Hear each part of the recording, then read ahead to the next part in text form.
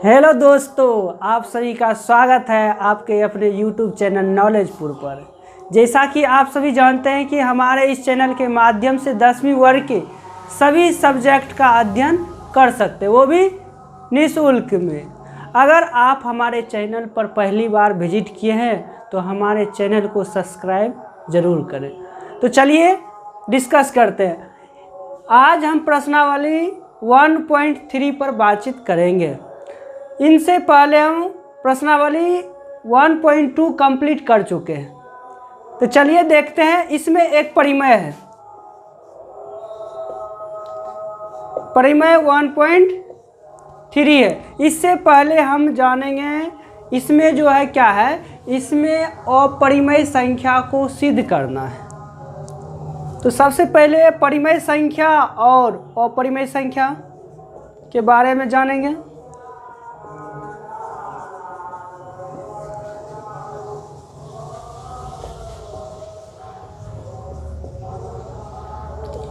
चलिए जानते हैं अपरिमेय संख्या। ऐसी संख्या जिसे p/q के रूप में लिखा जा सकता है और p और q क्या होंगे, पूर्णांक होंगे, पूर्णांक हैं, तथा q नॉट इक्वल टू 0, यानी q 0 के बराबर नहीं होंगे, तब वो संख्या परिमेय संख्या कहलाएंगे।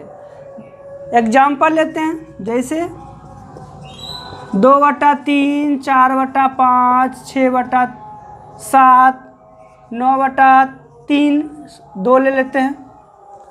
उसके बाद 2.5।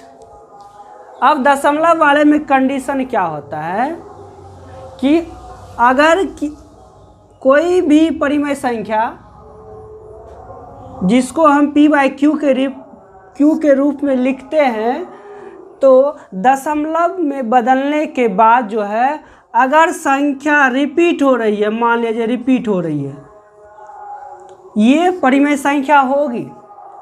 अगर दशमलव के बाद अलग अलग अंक आ रहे हैं, जैसे 1 आ गया, 2 आ गया, 3 आ गया, इस तरह से आ रहे हैं, तो परिमेय संख्या नहीं होंगे, वो अपरिमेय संख्या होंगे। जैसे √2, √3, √5, √7, √8, √10, ये सभी क्या होगा, अपरिमेय संख्या। चलिए इसका मुख्य जो बात है उसको हम बता देते हैं।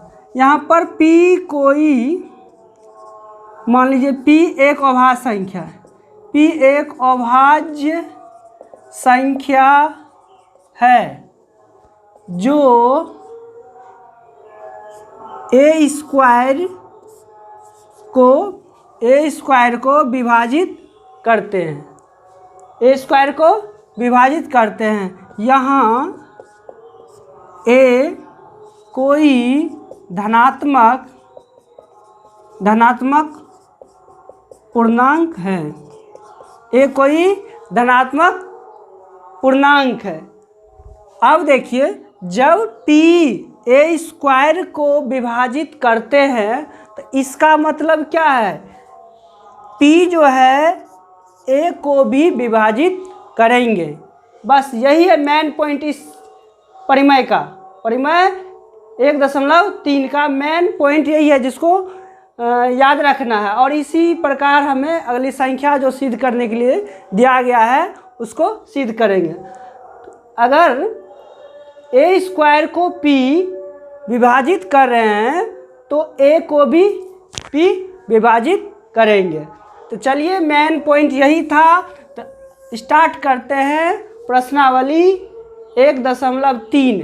इसमें हम प्रश्नावली का क्वेश्चन नहीं लेंगे, हम एक एग्जाम्पल के रूप में दे रहे हैं।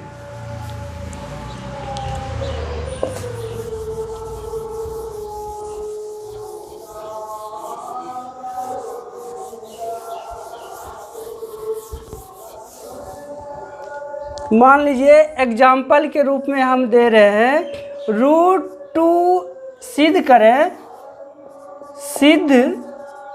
करें कि √2 एक अपरिमेय संख्या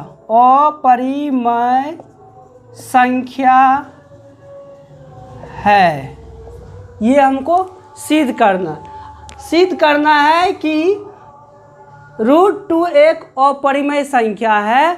इसको सबसे पहले हम क्या करेंगे, जानते तो हैं कि √2 एक अपरिमेय संख्या है, लेकिन इसको कथन के द्वारा एक्सप्लेन करके सिद्ध करके दिखाना है। चलिए सबसे पहले इसको मानेंगे, इसका विपरीत माना कि √2 एक परिमेय संख्या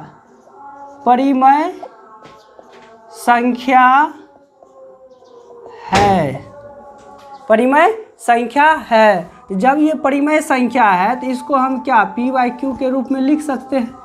तो यहाँ दर्शा दीजिए p और q दो सह अभाज्य संख्या है, सहभाज्य संख्या है। q not equal to 0।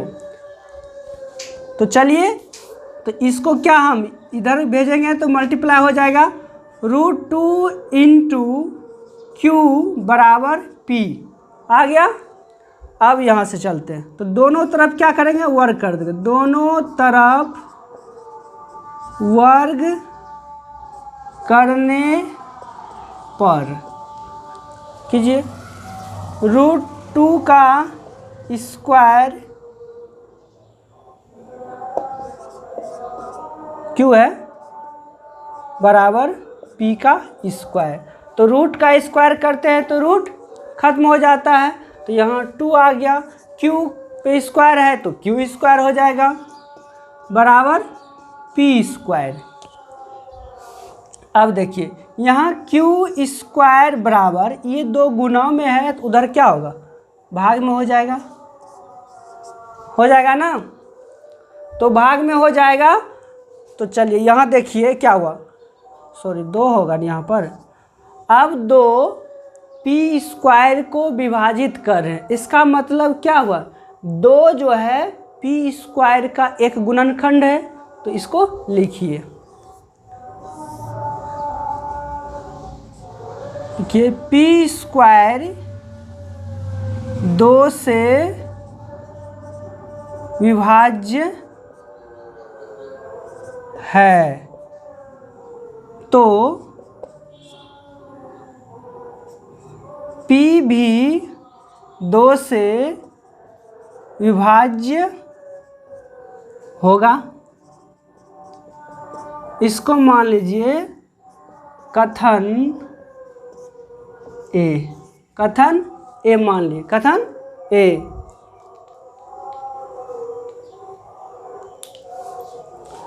चलते हैं फिर, तो जब p भी 2 से विभाज्य होगा तो फिर मानिए यहाँ पर, तो p बराबर क्या हो जाएगा,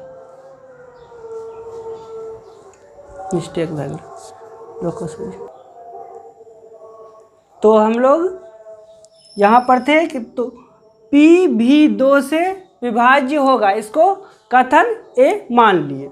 चलिए इसमें यहाँ पर मान लेते हैं समीकरण फर्स्ट। चलिए इसको मान लीजिए समीकरण फर्स्ट। अब हम जानते हैं कि मान लीजिए हम 2 है, 4, 6 है, तो इसको हम 2 गुना 1 लिखते हैं, 4 2 गुना 2 गुना 1 लिखेंगे ना, तो इसका गुणनखंड है कि नहीं। तो चलिए यहाँ पे मान लेंगे कि p बराबर 2c, p बराबर 2c। अब समीकरण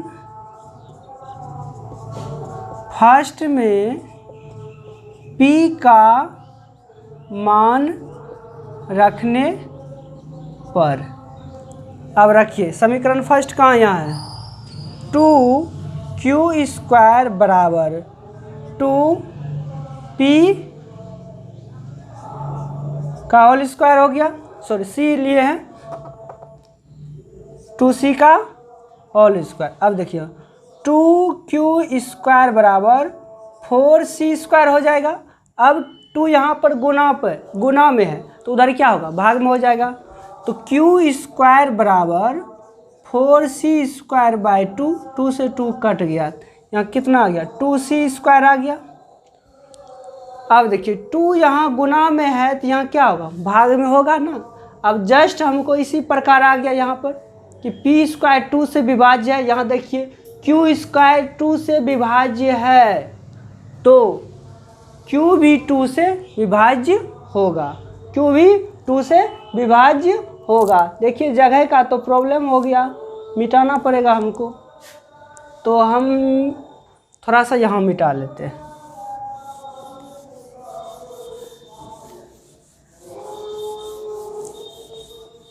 कोशिश करेंगे इतना को में एडजस्ट हो जाए। तो q² 2 बराबर c² लिखिए।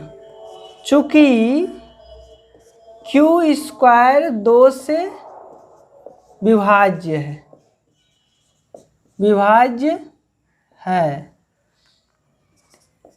इसलिए q भी 2 से विभाज्य होगा। इसको मान लीजिए कथन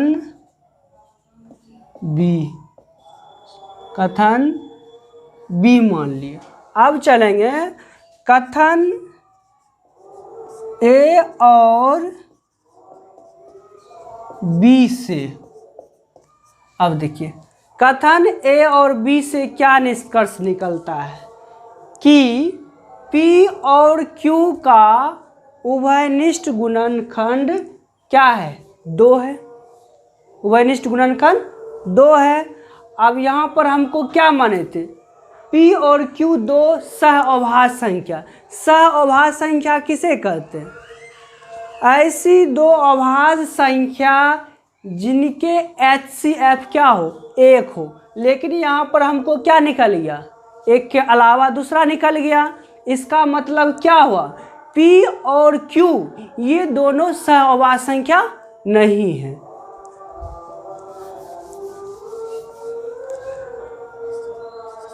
अतः P और Q का, चलिए हम इधर नीचे मिटा लेते हैं।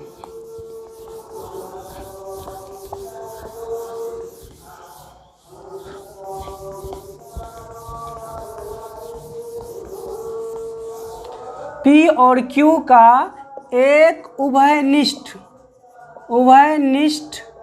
गुणनखंड 2 है।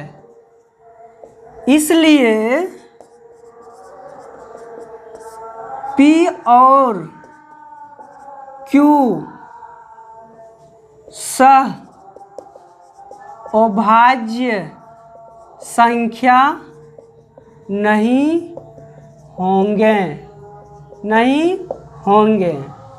जब P और Q सहअभाज्य संख्या नहीं होंगे तो हमने जो माना था कि √2 एक परिमेय संख्या, इसका मतलब वो क्या होगा, परिमेय संख्या नहीं होगा। इसलिए √2 एक परिमेय संख्या नहीं है तो क्या है, अपरिमेय है, तो लिख दीजिए यहाँ। अतः √2 एक अपरिमेय संख्या है, अपरिमेय संख्या है। यही हमारा हमको सिद्ध करना था, जो कि हमने सिद्ध कर दिए। ये हम एग्जाम्पल लेकर आपको समझाएं। चैप्टर में √5 √3 अब इस पे आधारित ही होगा। √2 हम सिद्ध किए, √3 √5 √7 √11 √13 जो भी आ जाए सब में यही कंडीशन लगेगा। बस चेंज क्या होगा, जहाँ पर √2 लिखते थे √2 की जगह पर √3 लिख दीजिएगा। अगर √7 को करना है तो √7 लिख दीजिएगा, √5 को करना है तो 5 लिख दीजिएगा। बस सेम प्रोसेस यही चलेगा। तो उम्मीद करता हूँ कि आज हमने जो कुछ समझाया आपको समझ में आ चुका होगा। अगर समझ में नहीं आया तो वीडियो को पीछे कीजिए, उसके बाद दोबारा देखिए। अगर उसके बाद भी समझ में नहीं आ रहा है तो कमेंट बॉक्स में जाइए, कमेंट कर दीजिए कि समझ में सर नहीं आया, दोबारा इसको पुनः बताइए। तो इस विधि से क्या दूसरे विधि से हम बताएं, इसका ऐसा नहीं है कि यही एक ही विधि है, इसका दूसरा विधि भी है, तीसरा विधि भी है। अगर आपको इस विधि से समझ में नहीं आया तो हम दूसरा विधि से समझाएंगे। तो चलिए एक्सरसाइज 1.3 का पहला नंबर तो आप लोगों को सोल्व हो जाएगा। उसमें रूट टू हो गया, √3 है, √5 है, तो ये हो जाएगा। तो कल जो नेक्स्ट वीडियो में हम आएंगे एक्सरसाइज 1.3 का दूसरा सवाल लेकर आएंगे, ठीक ना। अगर आपको वीडियो अच्छा लगा है तो लाइक शेयर ज़रूर करें, लाइक शेयर ज़रूर करें। क्या लाइक शेयर करने में पैसा जाता है? हाँ, पैसा तो नहीं जा रहा, लेकिन हमें कुछ प्रोत्साहन मिलता है। आप लाइक करते हैं तो हमें थोड़ा प्रोत्साहन मिलता है कि नहीं बच्चा लोग जो है लाइक शेयर कर रहे हैं, तो हमें एकदम मेहनती के साथ एकदम पढ़ाएंगे, आपको अच्छी तरह से समझाने का फुल्ली प्रयास करेंगे। ठीक है, तो मिलते हैं नेक्स्ट वीडियो में। जय हिंद, जय भारत।